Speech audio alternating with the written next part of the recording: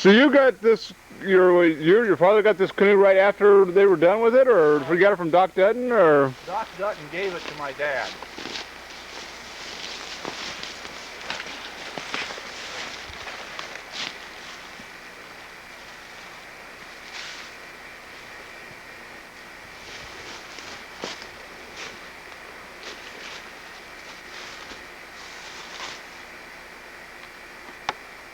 Howard, you want to sit right by it and I get you? Still in there. It's deep in. How did you do it? I don't know. Oh, really? It just it was sore when I turned around. And they don't make them like they used to. No. Just too bad they didn't put the numbers in like they said they had. Yeah. I got a sketch from them Old Town, and they said they showed me where to look for it, and we looked that day. Yep. Both stern and yep. bow, and we couldn't see any sized numbers. Will your machine work indoors, Richard? Yeah, pretty well. Let's go look at the blacksmith shop. We might Was this your what was your main dwelling at, Howard? Were you over there? It was over there? Oh, okay. Come on, Madonna. Bristol Bay boat. Oh. That's what this is. Oh, really? Yeah. Richard, take a check on. Pop was making a seat for a cart there, and see what he used for a suspension system for the seat. I thought that was downright clever. See that, the springs? Oh, okay. He was doing his darndest to invent A soft ride there, huh? Yeah, well, he had softened the ride up. But he's doing his darndest to invent either an all-terrain vehicle or a snowmobile or something.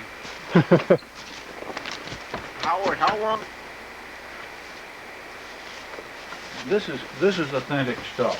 Now, I did replace the anvil block, but Pop made his own hood, and he made his own forge. This is store-bought, of course. That's the blower, and all this stuff works. Oh, really? Oh yeah, yeah. We still got some smithing coal. This is coke. After you've built your fire and run it, the coal that was around it turns to coke, and that's what you use for your forging the next day. This is coke. Now that is from the... This is from one of Dad's forge fires. That's a piece of coke. If I lose this dog, Tish will kill me. Yeah. If I lose that dog, things will get ugly real fast. This is West Virginia smithing coal. And this is the precursor to that coke you just looked at. Oh, really? So once you burn that... After this is set... Okay, forge fire. There's a shallow pit, like a bowl, that forms here in the middle. This sits over the fire hole.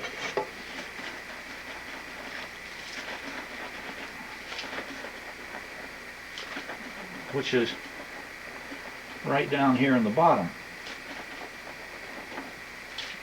You've got a hole going down into the tube, see? Into the air tube, the glass tube.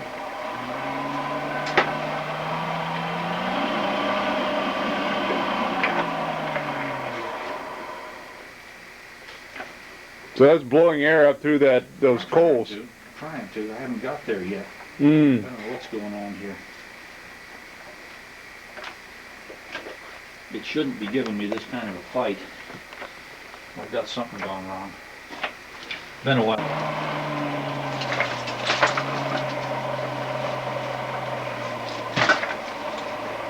Okay, you can see the hole here now.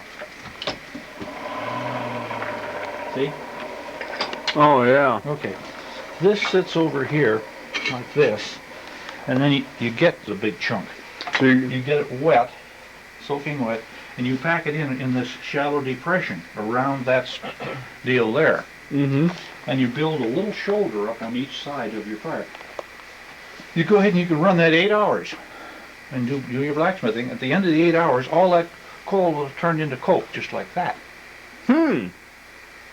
And then that's what you use. The coke is actually what you do your blacksmithing with. Oh, really? Does it burn hotter, It or...? burns much hotter. Much, much hotter.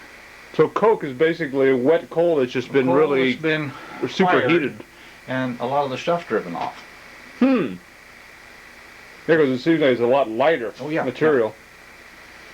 And the reason for the West Virginia coal is it's a very, it's a hard anthracite with a very low sulfur content, and that's what makes it good for smithing. Hmm. Yeah. So you'd pack that. That would you'd have to get that packed in. I mean, you'd have to. Oh yeah, You'd have to be all brought in up to. This came up from Bristol Bay. We bought this from Libby's. We got 200-pound sacks of coal there, still. Oh really? Yeah. Pop had about 2 years' supply of just about everything laid by.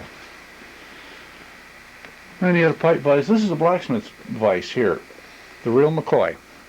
This one. That's the actual authentic finger pinching thing. Hmm. Check the drill press back here.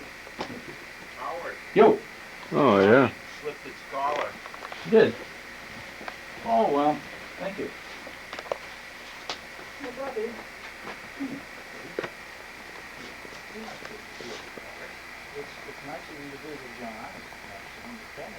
Our dogs are all heavy dogs. They were slow. They were pulling dogs. They weren't like the modern racing teams at all. Yeah.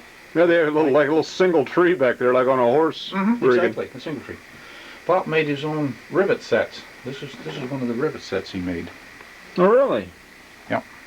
Like he's making the stove. He uses rivets, and this is one of his rivet sets that he made. Does that look like old a chisel or something? I mean. Well, he also made his own chisels. This is a Cape chisel he made. Hmm. And he made his own punches, of course. Blacksmiths made their own tools. This is one of his tinsmithing hammers. Blacksmith's hammer. He didn't make that tinsmithing hammer, as far as I know. This is one of his blacksmithing hammers, and he made this also. Oh really? Yeah. Hmm. And when he used it, he didn't choke up on the handle. He held it all the way at the end. That'll give you a strong grip after a while. And pretty good set of shoulders. I'd say. You work all day with this. The blacksmith's hammer has the straight peen. This is called the peen. P-E-I-N. Versus the ball peen. And then there's the ball peen and there's the cross peen. You've seen the ones where it's like this. This is the machinist's hammer when the peen goes this way. Oh really? And of course the ball peen, as you said, this is a ball peen. Oh okay. And what would you use the straight peen for? Thought you'd never ask. The blacksmith has the work in the tongs, and as he flattens out a piece of stock, he uses the straight peen to flatten it. Oh, He can okay. also flatten it with this part, but he will get a precise series of flattens with this. Okay. Clear across the piece of stock then. Use it as a fuller. I think the other term is a fuller. Pop made his own tongs, of course. Oh. This is for holding a round piece of material. Hold something round in this, see? Oh, okay. You could hold it like that. Just pretty much fabricate anything. You're right. Now, was this an old generator you had here, or This was an old Air an Force? Pop used that to power a little wannabe arc welder. The last time I saw my dad looking young, he made the full-blown critter that this is the model of. And this is up at the cut today. John's probably seen the big one up there. Remember that, John? That drag line. The drag like a bucket. The drag Yeah, bucket. It's, I'd say that So bucket, this was just a mock-up he made. that's a model he made. That was a model he made, but the machine itself is probably a good 6 feet long, and the gap on this is, I'd say it's like so. Yeah, and the iron it's made of, I don't know, it's not this big. It's not that big, but I'd say it's probably at least the size of the shovel handle, right, John? And it's this octagon steel. That's what it is. It's the octagon steel. That's a pretty heavy Oh yeah, Pop bucket. was going to be able to work by himself. Yeah. That's amazing. Boy, you've really got a lot of... Oh, I got a time machine here. Yeah, definitely.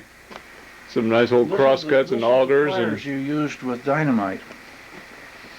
This is for cutting the fuse. This part here.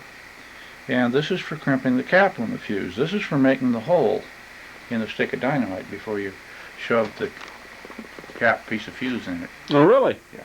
This is dynamite fuse.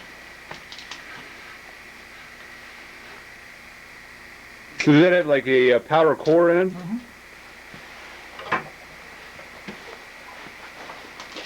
It stinks.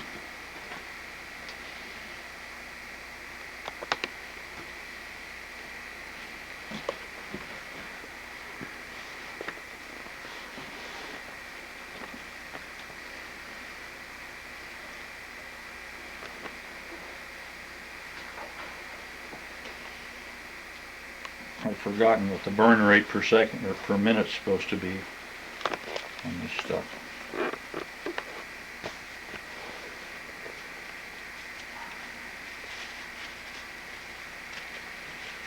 Want to do it outside or? No, I got a dirt floor here. That's the other thing about a blacksmith shop. You always have a dirt floor. You don't have you don't have a concrete floor. You'll just murder your feet standing on concrete all day long. Oh, okay. Like dairy cattle, they break down because they're on concrete. Mm-hmm. They don't last like the old cows on wooden floors.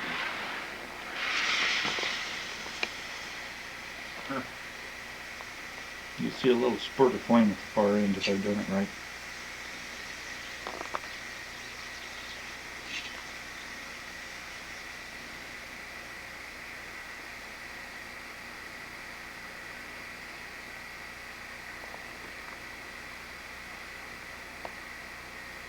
This is exciting when you have 7 or 8 of these going in a cut and you're walking away from them. And there's 2 or 3 sixes, 40%. There he goes. So that's what would ignite the dynamite. That is what would ignite the cap. Okay, the cap right. itself would touch off the dynamite. John, you realize there'll be a short quiz. That's amazing. So you had 2 drill presses in, eh? Well, that's the only one that was rigged and working. It's amazing. Saw blades. That's where those will cut his winter's wood supply up with. Yeah, that's amazing. And their nails came in real kegs those days. Oh yeah. That's a keg of nails. That'd be pretty hefty. That'd be pretty. Mm-hmm. So your father's welding cap over there. Oh no, those were just those machinist caps from Bristol Bay complete with union buttons on them. Yep. They're on it so it would pivot, and that's remains of the rear bob there. The front bob had a socket there for a G-pole that you slid into the socket, and that's what you tried to steer it with. And this has been reworked since, but originally this stuff wasn't on top of this. This hooked into the tow line, fore and aft. It slid along just ahead of the bobsled. You tried to stand on it to steer the sleds. Oh really? Murderous device.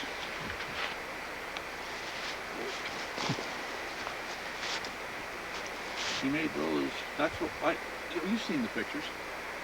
These with the logs on them. So you put one of these. You put logs on the. Yeah, on the 2 bobsleds, and then hauled them in. We got the pictures. John has some of those. Yeah, I think I've looked through. I think we sat down there one winter and looked at those.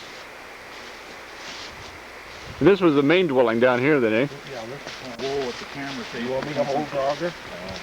I'll hold. Okay, you can hold it. Yeah, here you go, John.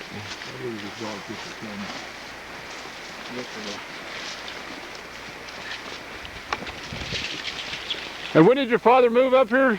My granddad built the front part of his cabin. See the notch logs? Mm-hmm. He built that in 35. We came out in the spring of 36. And Granddad had just died that spring. Mom was worried about him. He was 70 some odd years old being out here by himself. And so Was it your mother's dad? no, my father's dad, my granddad, Bowman. And he sat around town, played cards and smoked cigars all winter, and that was the end of it. He didn't make it. He was also a blacksmith. Then Pop added the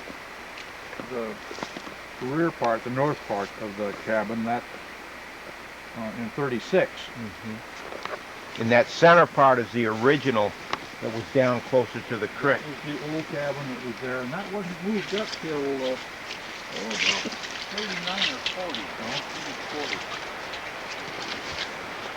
That caribou rack came off that mountain in summer of August maybe of 57 when I got out of the service. 35 years old or so. That's quite the rack. And we didn't hang these racks up, Richard. Some guy that came through after us. Oh, really? Friend of Jerry Baker. That's what is a place like this in Lincoln. There's a Fordson tractor with treads on it. 1929 model. It was made in England. We can go down. You can go down and take a closer look if you'd like. Yeah, I'll probably get it. Yeah, maybe in a minute we'll go down there. Sure. And this was the dwelling here, eh? Now this is home. This is where I was raised. Did lessons at the kitchen table instead of being in school. That is. You still have a nice. That stove is in great shape. Is that? That's a very new stove. The old one's still in here. It says Lang on it. This is almost impossible to keep them from the water from getting into them. And when that happens, Yeah. that blue ribbon. Well, when did you pack this stove up here, Howard? Yeah, I brought this up recently. Oh, okay. I was going to say that. I mean, that looks. Screen door. Darn water gets to these places and then you lose them. So this is where you grew up, pretty much. This is where I grew up. That's correct. Terry Gill made this sign. But see, I lost that floor. I'm losing that roof. I'm losing the walls. Oh, that's too bad. Was there a cellar under that? Is that why it's? Pardon me? Was there a cellar under? There was a cellar under there. Here, the Bakers gave folks some linoleum. And they put linoleum in their new bedroom. This was built while I was in the service, 53 through 57. I came out and that was the last edition. Pop had a bathroom in there with hot and cold running water, a little light iron, sheet iron stove that with a coil in it for heating the water. There's a water tank up overhead that he made, complete water, so he had hot and cold running water. Huh. And So it would just coil up from the heat. that's right. Just convection up. Natural thermal siphon, you could call it, I guess. Yeah. And a hot water tank and a tub and a shower and a wash basin and a commode, the whole 9 yards. This is what my mom's kitchen stove, but the rust is taking it. Oh, that's a nice one. It's almost impossible to keep these places from leaking. Oh yeah. Especially when you don't have a lot of time. You got to live in them. Yeah, No, that's like That's it. the house where my father grew up is same thing. Well, don't feel alone. There's an awful lot of people down. Now those are old gas cans. Yeah, Stanley. Those are date from the 30s, mid 30s. Probably came over if we got them at Hans Severson's or something. Either that or the folks brought them out when they came with, that Bowman Airwaves thing, that airplane. That Carlson guy that brought you. Yeah, this place has been just kind of used as a junk heap, People have been using it. This is the place that got robbed, by the way. Really? That was the first summer I was here, I think, 74. Someone stole guns and stuff from you. Yeah. You pretty much had it as you always had it, and then somebody came in and just kind of ransacked Came it? in and ripped it. Huh! I took a state trooper and a state fish and game enforcement officer up and introduced him to the thief. He lived in the Joe Thompson cabin down here. It took him 3 tries to settle on a name. He didn't have a social security number. Couldn't remember anybody he'd ever worked for. And to have 2 enforcement officers, both playing bad guy, working on him, rolled off his back neck or nothing. You were living down in Iliamna at the time, and you just come up here periodically. I missed him by 1 day. I'm kind of glad I missed him.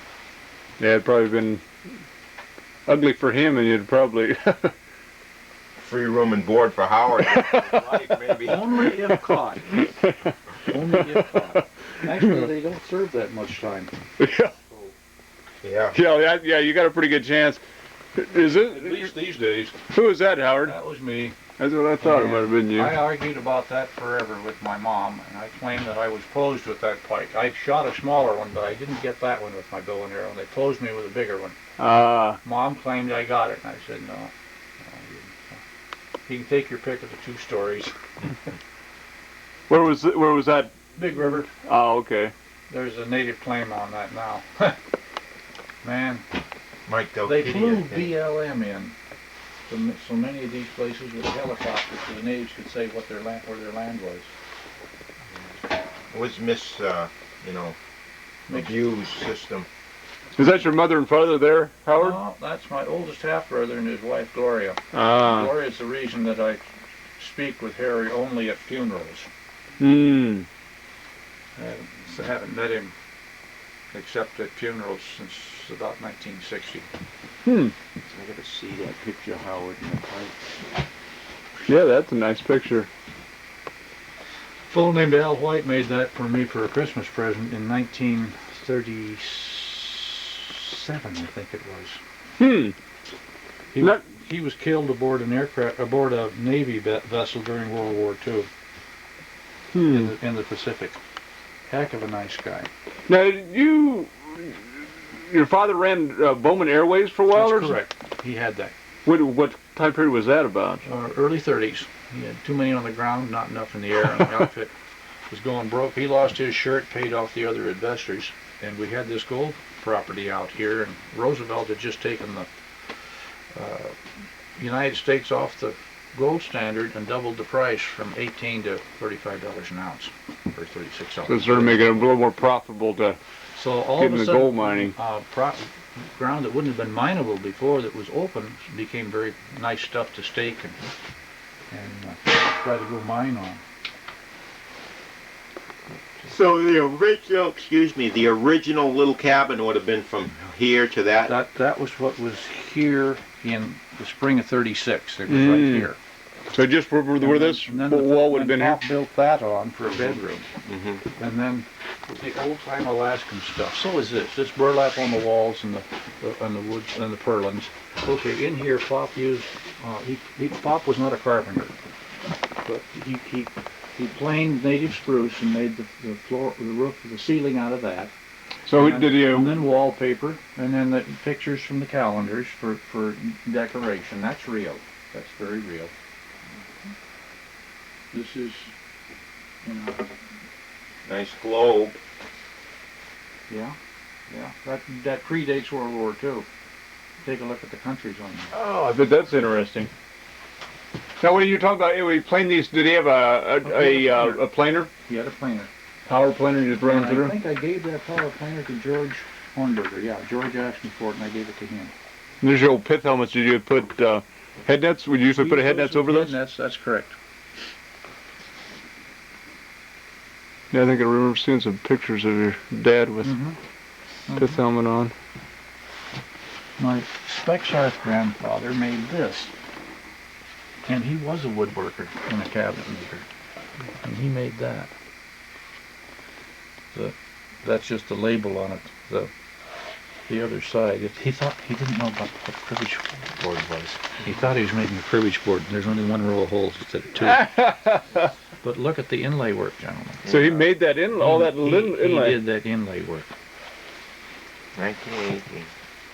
He made that in 1918. He was from Germany. Craftsman. I still have relatives in Germany. Yeah. And during the 70s and early 80s, one of them, Gerhard Grossman, wrote me a few times. You said that. Yeah, I think my grandmother had one very similar to that. Well, look at that old Sonny Jim peanut butter. Good one. He was getting so much money so fast just dequilling dogs. Sometimes he'd dequill the same dog a couple times in the same day, sometimes 3-4 times a week.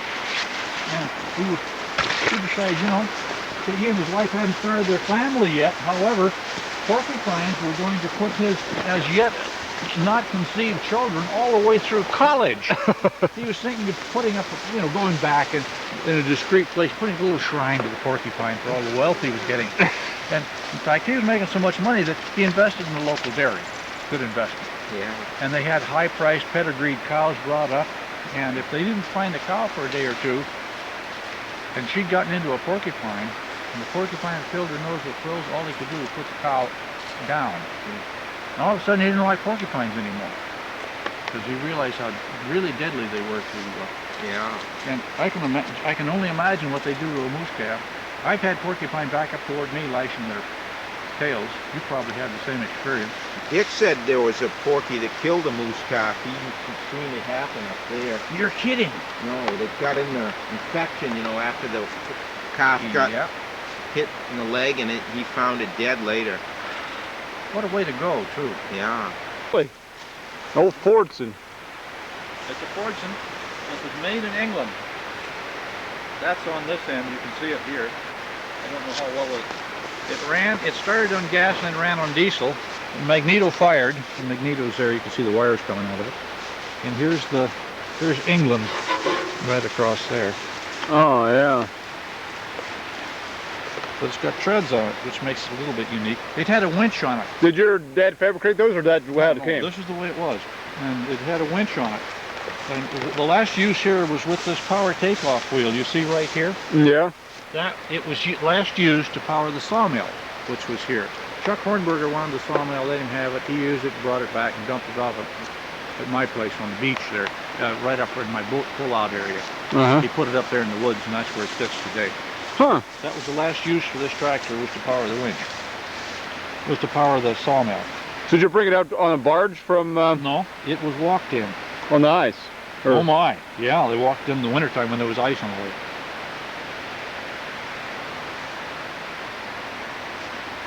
That'd be pretty slow. Oh, How long did it take them to get? brutal. I mean, can you imagine trying to start this thing by hand in cold weather? That's the only way you started is by hand. Oh, really? Just a crank? There's a crank. Yep, there's a crank in front. You probably saw it. Oh, yeah. Man. So they, what did they bring it across? They walk it across from over the haul roll, you think? They may have gotten it as far as Severson's by boat, but from there on out, why it was. Your dad walk it up, or did he? I think he did. I think he helped, but I'm not positive on that. I think so. They Yeah. did too.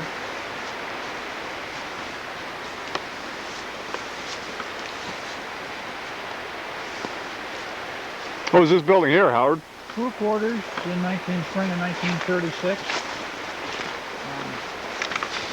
This time I remember the name of the carpenter who put them up.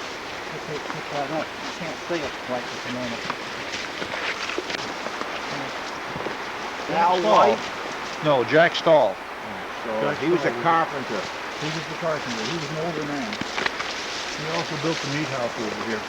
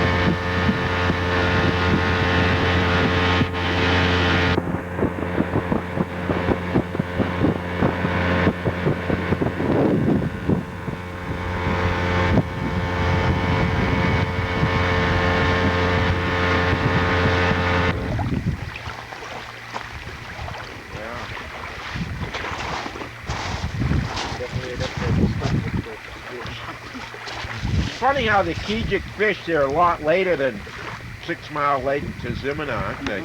Yeah, they are. Yeah. And they are real good fish because, you know, the meat is still hard. Yeah, there's no white blotches Yeah, on them. it's just real nice. Yeah.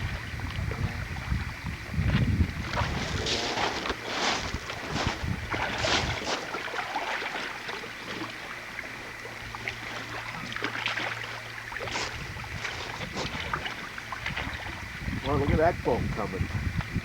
It is moving. Back with whoever.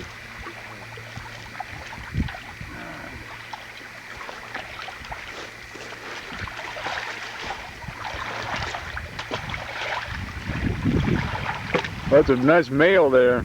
Yeah.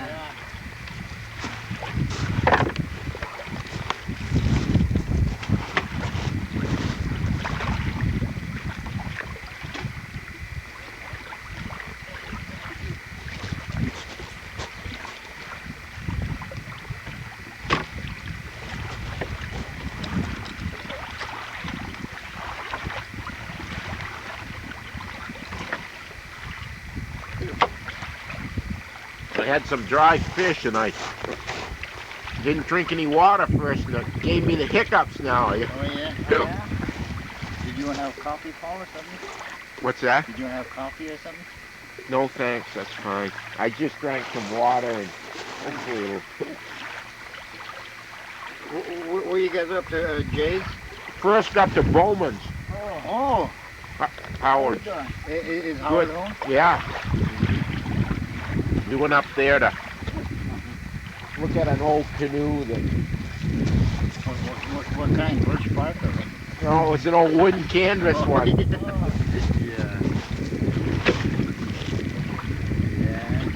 And then we stopped in the Hammonds a little bit. Yeah, we stopped there last night. Yeah, they said they had a nice visit with you. Yeah, we... Yeah.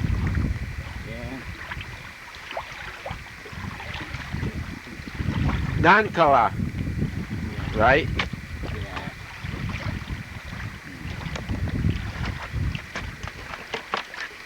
Boy, I need a chainsaw to cut this off.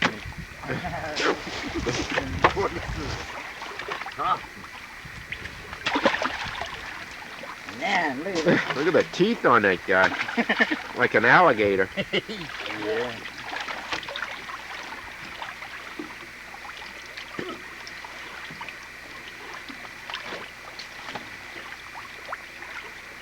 Do many people in non-Dalton use the Vashla?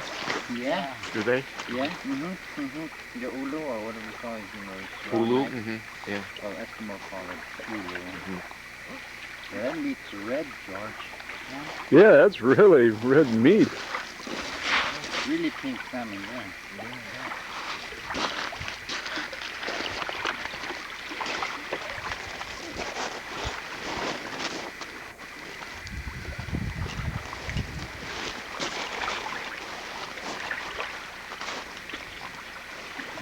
Might be some more birds coming up too, baby. How many fish did you get today? Boy, you got a good run.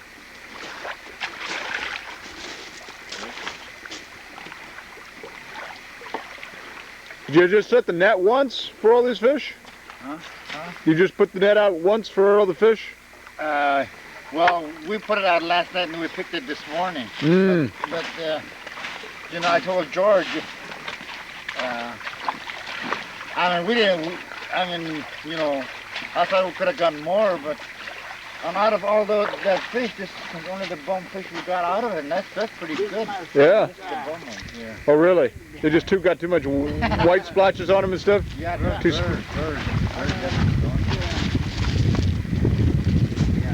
those we don't use. That's throwaway fish.